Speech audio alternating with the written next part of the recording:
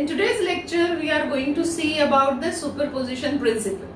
But before we start the superposition principle, एक छोटा सा चीज हमको आज करनी है. We just want to find out what is the difference between the Coulomb's law and Newton's law of gravitation. So this is again one of the favorite question of board. What is the difference between the Coulomb's law and Newton's law of gravitation, and what are the similarities between the Coulomb's law and Newton's law of gravitation? तो पहले वो देखते हैं. तो we want to find out what is the first similarities. देख लेते हैं. Coulomb's law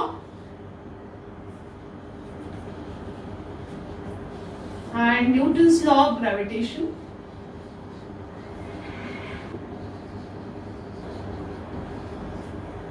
okay तो पहले similarities. What are the similarities? Coulomb's law में हमने क्या देखा था? We saw the force, that force is equal to k into q1 q2 upon r square. And Newton's law में भी हमको फोर्स मिला था which is equal to m1 g into m1 m2 upon r square. Coulomb's law में हमने देखा था कि if we place two charges at certain distance r, centre से डिस्टेंस है, तो यू गॉट दिस फोर्स. ठीक है, this is q1 q2. Similarly Newton's law में भी हमने देखा था कि if I place two objects, two masses m1 and m2 at certain distance, we got this force. So देखो, देखने में सेम लग रहा है. तो similarities is both are inverse square law. यहाँ f is inversely proportional to 1 by r square, यहाँ भी f is inversely proportional to 1 by r square. So this is a first similarity. Second is about the direction. हमने देखा था direction कैसे रहेगा, along the line. Along the line direction है. यहाँ भी सेम थिंग. तो फर्स्ट सिमिलैरिटीज क्या है? Both are inverse square law. Okay, and second is direction is along the line. Same thing applicable here also. ये similarities है, but जो difference है, the difference is basically the major thing here. So we are going to see what is the difference between Coulomb's law and Newton's law of gravitation.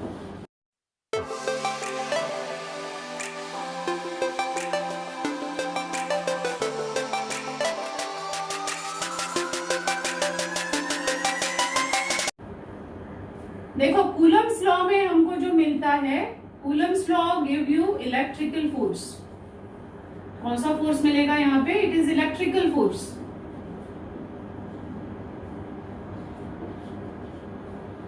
वेराज यहाँ पे जो आपको मिलता है, it is a gravitational force.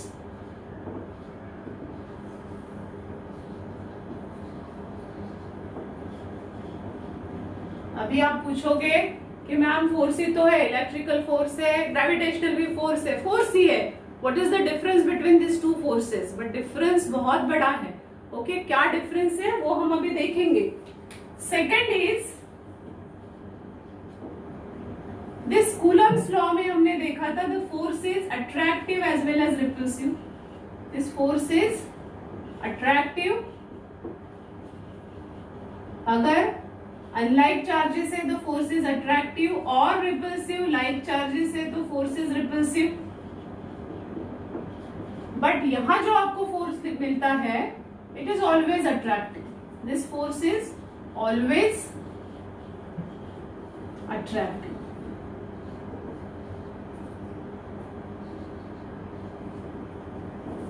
Okay, so ये है second difference. ठीक है, फिर भी फोर्स ही है.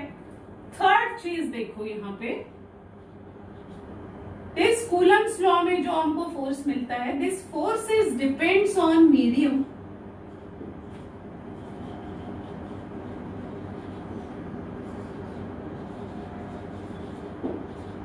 वेराज ये जो न्यूटन का फोर्स हमको मिलता है, this is independent. This is not, it is not dependent of medium.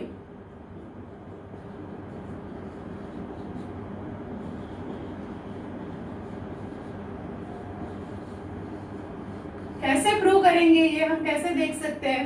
ये जो कांस्टेंट के हमने डिफाइन किया था, ओके, आपको याद होगा जब हमने दो चार्जेस वैक्यूम में रखे थे तो हमने क्या बोला था, ये कांस्टेंट है 1/4 पाई एप्सिलॉन नॉट। तो ये epsilon not it is only for vacuum. और जब हमने मीडियम चेंज किया था तो यही कांस्टेंट हमने लिखा था 1/4 pi epsilon, where the value of this epsilon is different for different medium. जब आप ऑयल में रखोगे ये वैल्यू डिफरेंट रहेगी, जब आप वाटर में रखोगे the value will change, okay. But यहाँ पे हमने क्या डिफाइन किया था, जी, which we called as universal gravitational constant. Universal gravitational constant. Universal gravitational constant यानी आप कहीं भी जाओ ये वैल्यू चेंज नहीं होगी, इसलिए इसको बोलते हैं universal gravitational constant. That means this force does not depend on medium, okay. So ये मेन इंपॉर्टेंट थिंग है इसमें जो डिफरेंस है। अच्छा, fourth is this electrical force is very very strong, ये बहुत स्ट्रॉन्ग रहता है। लास्ट टाइम 11 का अगर आपने फर्स्ट चैप्टर आपको याद होगा तो हमने देखा था what are the types of the forces and which is the strongest force. So electrical force is very strong and this force is weak.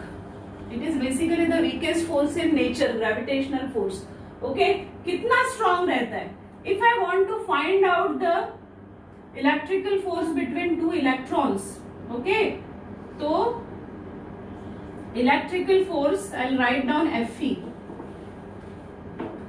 So this Fe is 10 raised to power 40 times stronger than Fg. Fg means gravitational force. Same thing अगर मैंने proton के लिए, ये electron के लिए, for electron, for electrons, same चीज अगर मैंने प्रोटॉन के लिए लिखा तो Fe is 10 raised to power around 38 times stronger than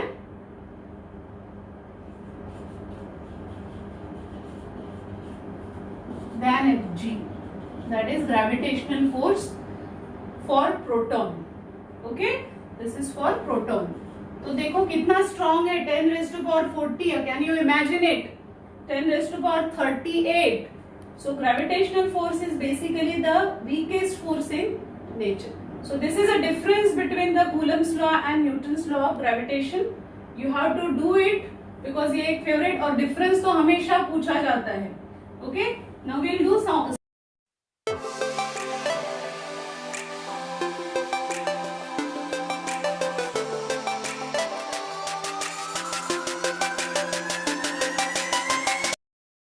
Okay, now we are going to solve one small numerical.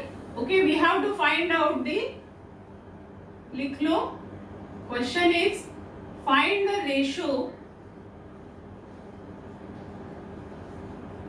okay, between, किसका रेशियो निकालना है, Fe that is electrical force and Fg between for two electrons,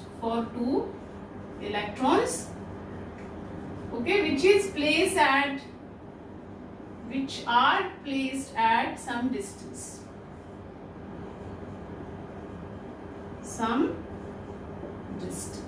okay. देखो अभी जब भी हम question solve करते हैं ना, हमेशा हम क्या करते हैं, हम इससे रिलेटेड कोई फॉर्मूला याद करने की कोशिश करते हैं. Actually this is a wrong way to solve the numericals. आप एक डायग्राम इमेजिन करो, डायग्राम विजुअलाइज करो और फिर आप क्वेश्चन सॉल्व करने की कोशिश करो. ये बहुत इजी है. यहाँ मुझे क्या निकालना है, Fe के लिए, and you consider that we place the charges and masses in vacuum. चलो तो फिर आंसर लिखो. अभी इसका कैसे करेंगे, हम डायग्राम कंसिडर करते हैं. Fe के लिए मैंने दो इलेक्ट्रॉन्स कंसिडर कर लिए. Okay, this is charge and distance between this two is suppose r consider कर लिया मैंने.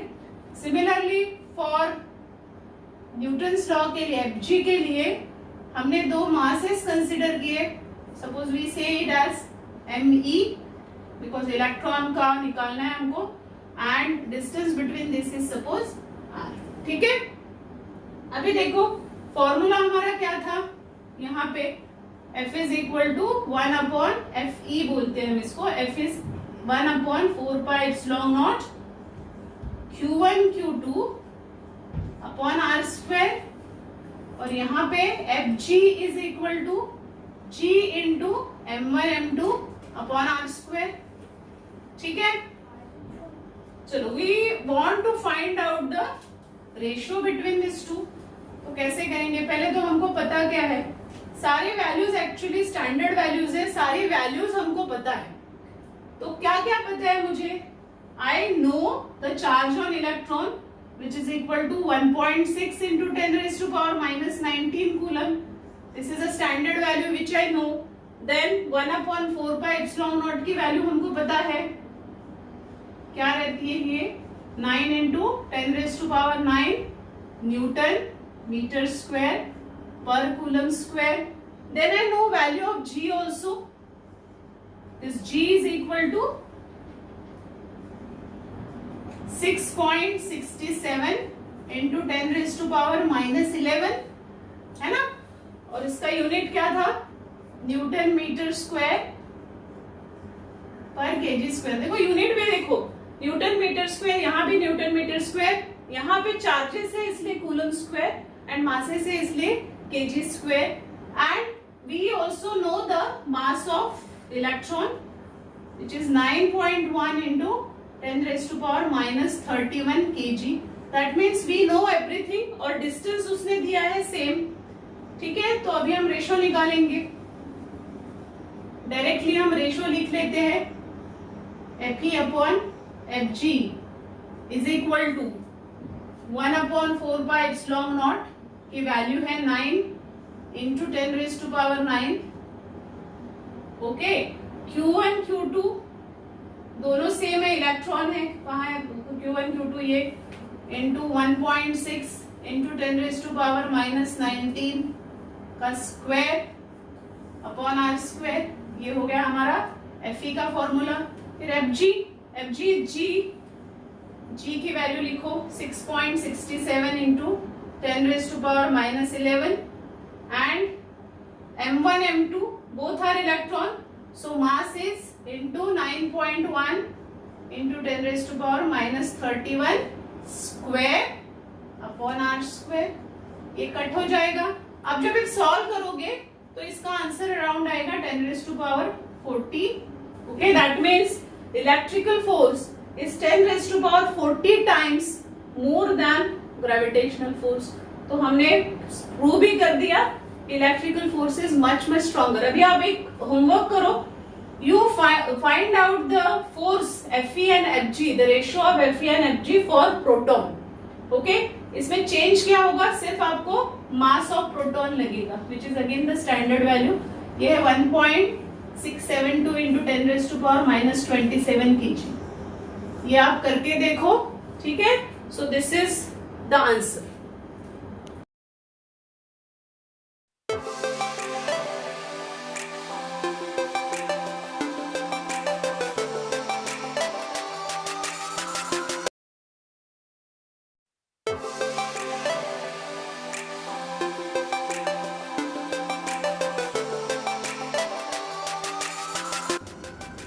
Okay, so next topic is superposition principle। We have to find out the forces between the charges। Okay, अब तक Coulomb's law में हमने क्या देखा था, हमने दो ही चार्ज कंसीडर किया था, Q1 एंड Q2। लेकिन अगर आप कोई भी सिस्टम कंसीडर करोगे, एकदम छोटी सी कोई चीज भी है, तो उसमें दो ही चार्जेस नहीं रहने वाले। There are lot of charges, okay, inside any system. So पहले आप सुपरपोजिशन प्रिंसिपल क्या है वो हम देखते हैं। If the system contains number of interacting charges, then net force on any one charge equals the vector sum of the forces exerted on it by all the other charges। समझा क्या है, discuss करेंगे हम अभी। देखो अभी हमने यहाँ पे क्या कंसिडर किया, this is basically the practical situation. Coulomb's law में हमने सिर्फ दो ही चार्जेस देखे थे, बट इन एनी सिस्टम अगर आप छोटे से एक नीडल भी कंसिडर करते हो ना, तो उसमें भी 2 चार्जेस नहीं रहने वाले, उसमें बहुत सारे चार्जेस रहेंगे। तो वी हैव टू स्टडी कि अगर वहां पे सिस्टम में नंबर ऑफ चार्जेस है तो फिर क्या होगा, फोर्स की पोजीशन क्या होगी, फोर्स में कुछ इफेक्ट होगा कि सेम रहेगा, यही हमको यहाँ पे देखना है। सुपरपोजिशन प्रिंसिपल आपने इसके पहले भी देखा होगा, लेकिन now we are studying it for the charges. ठीक है, चलो हम एक अभी ना कहानी बनाते हैं। हमारे 2 कैरेक्टर है, ठीक है, एक है टप्पू, ये है एक टप्पू, ठीक है, और दूसरी है सोनू। ठीक है, बहुत फ्रेंडशिप है इनके बीच में। तो अगर फ्रेंडशिप है तो यहाँ पे क्या रहेगा, फोर्स ऑफ अट्रैक्शन है ना, according to our principle force of attraction is there. That means एक हो गया पॉजिटिव, ये है हमारा टप्पू, ये है हमारी सोनू। ठीक है, पॉजिटिव एंड निगेटिव, लिटरली मत लेना पॉजिटिव और निगेटिव, बट क्या है कुछ प्रॉपर्टीज डिफरेंस है। तो स्ट्रॉन्ग फोर्स ऑफ अट्रैक्शन है। ठीक है, अभी छोटे थे, बड़े हो गए, कॉलेज में गए, और वहां पे एक और सपोज आ गई मोनू एम। ठीक है, तो अभी क्वेश्चन क्या हुआ कि ये जो टप्पू और सोनू में फ्रेंडशिप थी, जो फोर्स ऑफ अट्रैक्शन था, स्ट्रॉन्ग फोर्स ऑफ अट्रैक्शन, वो वही रहेगा कि अभी ये जो मोनू आ गई इसकी वजह से चेंज हो जाएगा। चलो एक और कैरेक्टर ऐड कर देते हैं, एक हमने ऐड कर दिया चिंटू। ठीक है, तो इसको हम बोलते हैं निगेटिव, इसको हम बोलते हैं पॉजिटिव। तो क्या सिचुएशन होगी, अभी अगर मैंने अपने चार्जेस, हमको हमारे चार्जेस स्टडी करने, बाकी कुछ सोचना नहीं, तो ये इसके तो बीच में था फोर्स ऑफ अट्रैक्शन। अभी इसके आने के बाद क्या होगा, ये फोर्स कम होगा, ज्यादा होगा या नहीं रहेगा। तो एज पर सुपरपोजिशन प्रिंसिपल क्या बोलता है, हमारे नॉर्मल सिनेरियो में तो शायद वो फोर्स ऑफ अट्रैक्शन चेंज हो जाएगा, बट ये चार्जेस है ना, तो इसमें क्या होगा, एज पर सुपरपोजिशन प्रिंसिपल जो इनके दोनों में फोर्स है वो वही रहने वाला है, वो चेंज नहीं होगा। Okay, this charges acts like no other charge is present okay in the surrounding. But फिर ये क्या होगा, इसका क्या होगा, तो there is another force of attraction between T and M. Okay, there is a force of repulsion between T and C because both are positive charges. समझ में आ रहा है। अभी हमने क्या किया, हमने चार्जेस को बढ़ा दिया है। अभी ये स्टोरी हम बाद में डेवलप करते हैं, अभी हम चार्जेस पे आते हैं। तो एज पर superposition principle, if suppose we consider that there are n number of charges in the system, we consider that there are n number of charges in the system. कितने चार्जेस है system में, n. Okay, तो suppose ये एक मेरा force Q1 charge Q1 है, और अभी हमने कंसिडर किया डिफरेंट चार्जेस है सिस्टम में, n चार्जेस है, this is Q2, this is Q3, ये Qn हो गया, डिफरेंट डिफरेंट चार्जेस सिस्टम में आ गए। I want to find out what is the force on this Q1, Q1 पे कितना फोर्स आएगा, what is the effect, net effect on the Q1, that I want to find out. तो देखो अभी कैसे होगा, हमारे चार्जेस तो बढ़ गए, अब तक कूलम्स लॉ में हमने 2 ही चार्जेस देखे थे, अभी तो यहाँ n चार्जेस है। तो सुपरपोजिशन प्रिंसिपल क्या बोलता है कि 2 चार्जेस के बीच में जो फोर्स है वो तो सेम ही रहेगा, बट जो नेट इफेक्ट है, नेट फोर्स जो है उसमें चेंज होगा। And that net force, if I want to find out the net force on F1, that is F1 क्या है, the force, net force on F1 is net force experienced by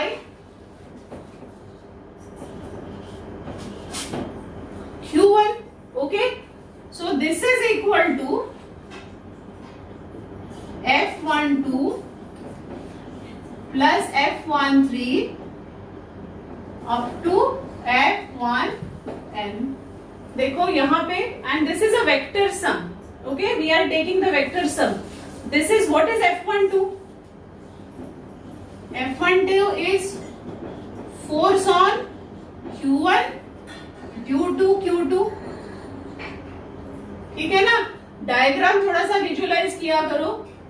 हमारा एक ये charge है Q1, इस पे जो force act हो रहा है वो हम निकाल रहे हैं.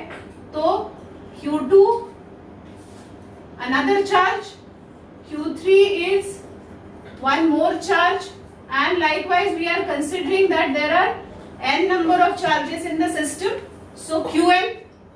ठीक है. Similarly F13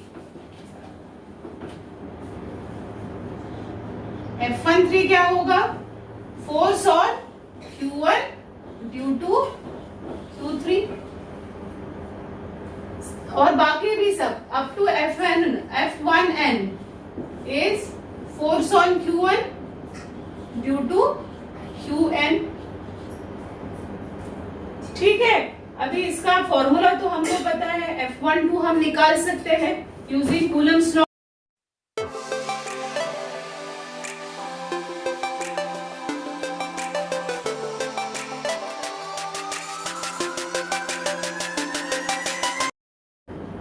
So this F12 is equal to क्या है? F12 का मतलब force on Q1 due to Q2. Force on Q1 due to Q2. तो this is equal to 1/4 by epsilon naught Q1 Q2 upon R12. क्योंकि अभी वो देखो इसमें डिस्टेंस भी अलग अलग रहेगा. सब चार्जेस के बीच में डिस्टेंस सेम नहीं रहेगा. So we take it R1. ओके, so R12 square, and this is a vector sum, so we want vector. We are taking unit vector to show the direction, that is R21. R21 क्या है? R21 is a unit vector which shows the direction from charge 2 to charge 1. ठीक है. Similarly find out F13. F13 क्या होगा? 1/4 by epsilon naught Q1 Q3 upon R13 square into R31. And ऐसे या F1n निकालो which is 1/4 by epsilon naught Q1 Qn upon R1n square into N1, that is a unit vector. ठीक है. अब ये सारे फोर्सेस हमको मिल गए. इसको आप कंबाइन करो because we want to find out the vector sum. तो यहाँ वैल्यू प्लेस कर दो. F1 is force on charge Q1.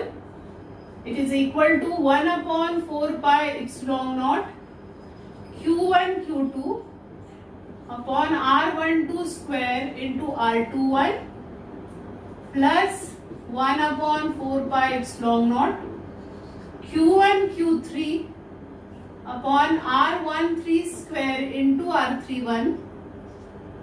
Okay, plus up to n, so 1/4 by epsilon naught Q1 Qn upon R1n. R1n क्या है?